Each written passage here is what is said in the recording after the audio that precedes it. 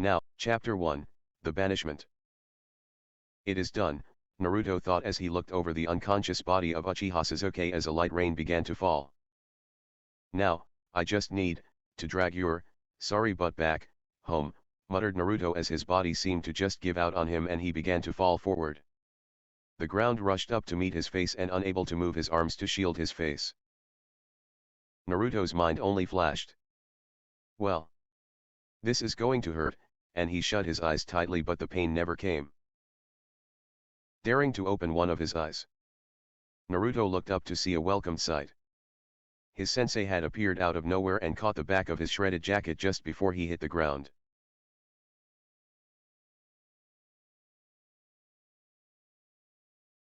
Pakun seemed to be looking Sasuke over. Too tired to do much else. Naruto just grinned at his spiky, silver-haired sensei. Mission accomplished. He got out before giving completely into his exhaustion. That it is, replied Kakashi as he lifted Naruto onto his back. Giving a low whistle, he observed the valley of the end, huge gnashing alongside the cliffsides. Gigantic craters in the valley. And entire rock spires completely blown away.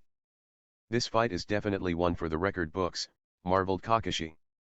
He looked back at Naruto with no small amount of shame at himself. You've gotten so strong without me even bothering to teach you very much. I've let such an untapped potential slip right past me for so long. Obito. Looks like I failed you again. Making sure that Naruto's sleeping form wasn't going to fall off of his shoulders, he turned to Pakun. How's the traitor? I'm no medic but it seems that a few broken ribs, a mild concussion, and a mangled right arm are the worst of it, reported Pakun.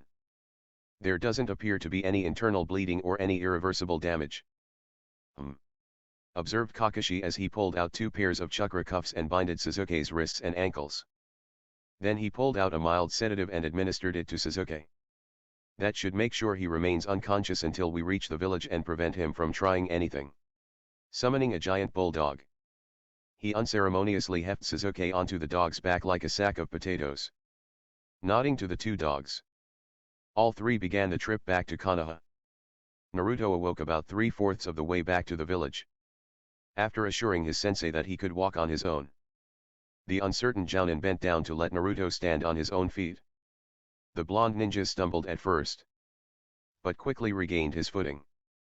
He flashed a grin to his sensei before darting off in the direction of the village. Naruto, shouted Kakashi as he chased after his charge. You were on the verge of chakra exhaustion when I found you. You shouldn't be running off yet. Ah. Come on Kakashi-sensei. You know that a little thing like chakra exhaustion isn't enough to keep me down for long. Naruto countered. Besides, the hero's got to look the part when he returns, right? Letting out a small sigh, Kakashi replied. Hate to admit it, but I guess you have a point there, on both accounts. Kakashi knew that he wouldn't want to be carried back home either, most ninja won't too prideful. Deciding to change the subject. So tell me what happened between you two. I realize that I arrived too late to help. A fact that weighed heavily on Kakashi. Naruto launched into a description of how he had caught up to Sasuke in the Valley of the End and how the fighting escalated up to the points of Sasuke upgrading his Sharingan ability and transforming into some strange creature using that seal on his neck. Naruto described how he had started to unleash more and more of the Kyuubi's chakra in order to continue to counter Sasuke's rising power. Kakashi remained silent throughout the tale, taking everything in. Until Naruto reached the part of the climax, the clash of Sasuke's Chidori and Naruto's Rasengan. Kakashi could barely contain his anger. His 2 students had went at each other with assassination techniques. These are moves meant to do nothing short of killing those they are used against. Kakashi's visible eye became very solemn at that fact. Naruto continued to explain how he had used his Rasengan to counter the destructive force of the Chidori while he used a Kyuubi-powered clone to appear behind Sasuke and render him unconscious with a blow to the back of the distracted ninja's head. Both ninja continued in silence after that. Naruto happy in his victory against his rival and Kakashi calculating just how important and strong Naruto was becoming to the village. Sasuke had meant to kill Naruto in that final move while Naruto had never given up hope in finding a way to just incapacitate his friend. It unnerved Kakashi when his mind thought that Naruto might have even took the Chidori to the chest if it showed a way to help his friend. The village came into view about 2 hours later. Kakashi was slightly surprised at the number of people awaiting them at the gate. Then he remembered the 2 junior ninja with him and became surprised at himself for being surprised in the first place. Naruto, Kakashi, Pakun, and the other large summoned bulldog landed right in front of the crowd. The bulldog threw Sasuke off of his back where the unconscious boy landed heavily on the dirt ground with a thud. Happy to be rid of the weight, the dog turned back to Kakashi, barked, and disappeared in a veil of smoke. A team of mednins ran to check on Sasuke. Kakashi was not pleased with this. Oi! Oi! Oi! He addressed the mednins. That traitor can wait. You should come check up on Naruto first. One of the medical ninja turned to Kakashi and scoffed at him. That brat can wait. Sasuke-sama is the future of this village. His wounds always come first.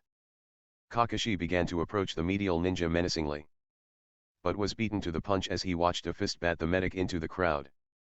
Tsunade was furious at what she had just heard. That brat, as you call him, is twice the ninja that this broken traitor here will ever be. Tsunade wrapped Naruto up in a fierce hug. Thank you.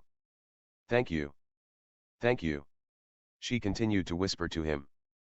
Can't breathe. Naruto managed to get out. Embarrassed, Tsunade released him and began to heal his wounds. You're welcome, Baa-san. But I just brought Sasuke back. It was my mission. Not that, she answered him.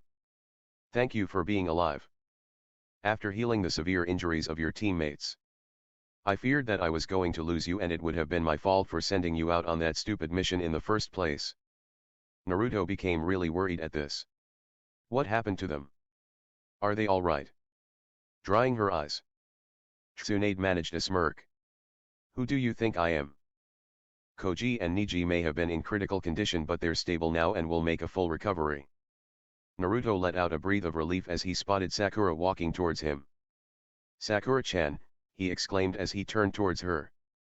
I managed to bring Sasuke back for you. He didn't want to, but I was able to. Naruto didn't manage to finish that sentence as a fist connected squarely with his chin and he went flying back a couple of feet before crashing onto the ground. You were able to what? Beat him to death. Destroy his arm. Crush his ribs. I trusted you to bring him back. Not kill him. She then drew a kunai and charged at the stunned boy. Naruto was too shocked to even bother to attempt to get out of the way as the kunai drew closer to his face. It suddenly stopped as Sakura's arm was roughly jerked back and restrained by Kakashi. His own kunai at Sakura's neck. I will not allow my pupils to kill each other. Sakura, you are way out of line. His voice was full of anger. I'll never forgive you for hurting Sasuke. Sakura shouted at Naruto as she struggled to free herself. I hate you, Uzumaki Naruto. Enough, hissed Kakashi as he applied pressure on Sakura's wrist to make her drop the kunai. Release her at once. Kakashi of the Sharingan, ordered Koharu as she stepped out from the crowd. That girl would be doing us all a favor. Kakashi. Do not release her, countered Tsunade. She has attempted to kill a fellow shinobi of the leaf and that will not be taken lightly. I believe that an exception can be made in this case, Homura waved off as he too stepped out from the crowd. How dare you, shot back Tsunade. For a village that prides itself on teamwork and unity, how can you just say you'll let a murder attempt slide? Simple, Homura continued. Uzumaki Naruto will never truly be accepted by the Council of Konoha. His dream to become a Hokage will always remain just that. A dream. Why, you dirty little, started Jiraiya, making his presence known. Ah. Ah. Ah. Toad Sage, mocked Homura as he shifted his finger back and forth. You can be as angry as you want, but the will of the entire council is final. Not even the Hokage can overrule a majority vote. Actually, Koharu piped up again. We found some rather important files in the third's personal study. Seems that sly old professor had been pulling one over on us for a while now. He used his ability as the Hokage to create a certain law. But according to the establishing documents of Konoha we found in his study, The council is given the ability of repealing a single law from the old Hokage that they disagree with should they reach a majority vote. Tsunade, Jiraiya, and Kakashi all visibly paled at this. "You wouldn't," meekly whispered Tsunade. "Oh. But we would," stated Koharu. "As of today, the third law concerning Uzumaki Naruto has been repealed." Homura used a small earth-style gestu to create a podium for himself and Koharu. "Villagers of Konoha, especially the younger generation, listen to me. As you all have been taught, the Kyuubi was defeated by the fourth Hokage. However, that is a lie. A lie created by the third to hide the truth. The fox was too strong for the fourth to kill. Instead he sealed the beast into a newborn baby. A child you all know as Uzumaki Naruto, demon spawn of Konoha." Instantaneously, all people near Naruto pushed away from the boy. All except for Tsunade, Jiraiya, and Kakashi. Sakura was still being restrained by Kakashi, but she was struggling to be released. Naruto was frozen in place. He had expected a hero's welcome. He had brought back Sasuke. He had brought back his greatest friend and enemy from falling into darkness. He had fulfilled his promise to Sakura. He expected cheers and people congratulating him on a job well done. Instead, Sakura now hated him from the bottom of her heart and had even tried to take his life. And to top it off, the Elder Council had just bluntly revealed his secret to the world. His world was crashing down around him. However, the council wasn't finished there. Koharu cleared her throat and finished the act. Homura started with a decisive blow. "This council feels that the demon has become too unstable. Too wild. Just look at the state that our dear Sasuke is returned to us in. His body has been through hell while the demon looks perfectly fine. This fiend clearly tortured Sasuke for his own benefit before bringing him back. It is by the power of this council that we declare the banishment of Uzumaki Naruto. Should he ever appear again within the borders of Fire Country, then he is to be killed on sight." "Now wait just a minute," demanded Tsunade as she stood up to face the council.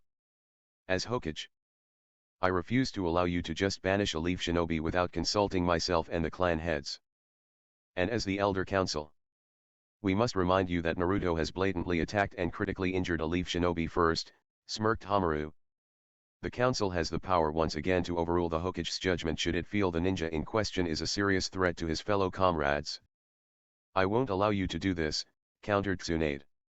"If you are going to banish Naruto, then I resign from the position of Hokage.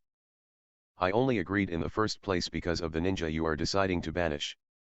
"Unfortunately for you, Tsunade," Koharu inputted, "you are not allowed to immediately resign as Hokage. That option is only allowed after a full year of service. If you leave to travel with Naruto, then you shall be declared a missing nin and killed on sight as well." Then turning towards to Jiraiya, she continued, "And don't you even think about leaving either. The council is revoking your right of free passage. We need you in the village to help us rebuild and remain strong. Sasuke will need an instructor after he recovers. Both yourself and Kakashi shall be fulfilling those roles." "Hold up," snarled Jiraiya. "If you think that I'm going to instruct that pathetic excuse for a ninja anything, then you're crazier than I thought. That traitorous scum doesn't even deserve to know my name. He was running off to meet my old snake bastard of a teammate." Koharu and Homura momentarily debated amongst themselves before Homura stated, "Fine. You needn't instruct the pride of Konoha. But you shall be sent on the most challenging of missions to make up for it." "And what makes you so sure that I'm going to keep teaching that piece of trash anything either?" questioned Kakashi sternly. Shocked, Koharu did not seem to foresee this. "What do you mean, Kakashi? You have to teach the boy. You are the only one left in the village with the Sharingan that can properly instruct the boy how to use. You have to instruct him. That is your responsibility." "This trash just tried to kill his own teammate," shouted back Kakashi. "I've failed the lessons of my sensei and my team enough times now. Sasuke and Sakura have both forsaken their comrade. I will never instruct either of them ever again." "You forget yourself, Kakashi," sneered Homura. "I would hate for anything to happen to you as a result of denying the last Uchiha mentorship." "And you forget yourself, Homura," countered Tsunade. Do you really think that I would just let you intentionally harm one of my most elite jounin? The council may have found a slight surge of power. But do not forget that I am still the Hokage. I will find a way to undo all the harm that the council has committed today. Koharu laughed at this. You can certainly try. Tsunade's face became even more stern. I intend to. Tsunade. I wish to submit my case for membership back in the Umbu, Kakashi suddenly added. Done, came the simple reply. I shall see you reinstated and made a captain by the end of the week. Homura let out a curse at this.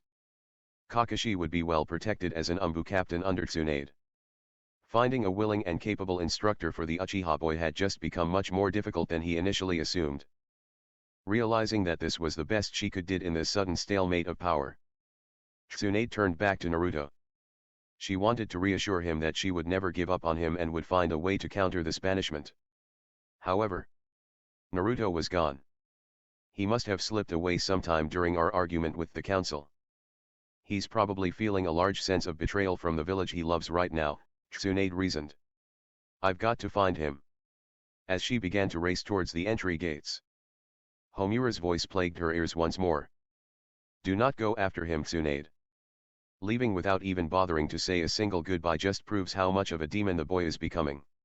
Laughing at their victory, Homura and Koharu began walking back towards the Hokage Tower. The crowd began to dissipate slowly as people spat in the direction the demon had left before going back to their daily activities.